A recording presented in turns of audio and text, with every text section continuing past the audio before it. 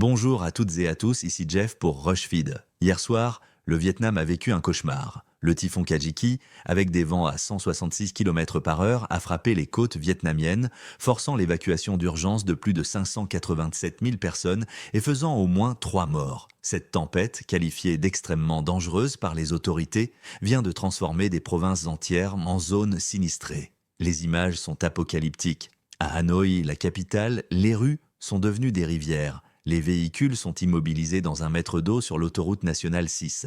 Des témoins décrivent des vagues de 2 mètres de haut déferlant sur les routes côtières, transformant des villes touristiques en zones de guerre. Le bilan est catastrophique. 7 000 maisons endommagées, 28 800 hectares de rizières inondées, 18 000 arbres arrachés et 331 poteaux électriques effondrés. Plus de 1,6 million de personnes sont privées d'électricité à travers 5 provinces. Les aéroports de Tan Hoa et Quy Binh restent fermés, paralysant les secours. Mais ce qui rend cette catastrophe unique, c'est la mobilisation militaire sans précédent. 16 500 soldats et 107 000 paramilitaires ont été déployés pour les évacuations d'urgence. Imaginez, c'est plus de troupes mobilisées que lors de certaines guerres. Les autorités vietnamiennes ont littéralement vidé des provinces entières en quelques heures. Le typhon Kajiki n'est que le 5e à frapper le Vietnam cette année, mais les météorologues le décrivent comme le plus puissant de 2025, avec des rafales atteignant 133 km par heure au moment de l'impact.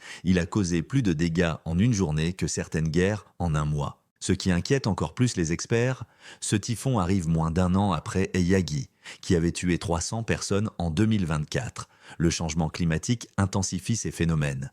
Les scientifiques prédisent que l'Asie du Sud-Est va connaître des typhons de plus en plus destructeurs. Aujourd'hui, alors que Kajiki s'affaiblit en se dirigeant vers le Laos, le Vietnam compte ses blessés et prépare la reconstruction. Mais la menace persiste.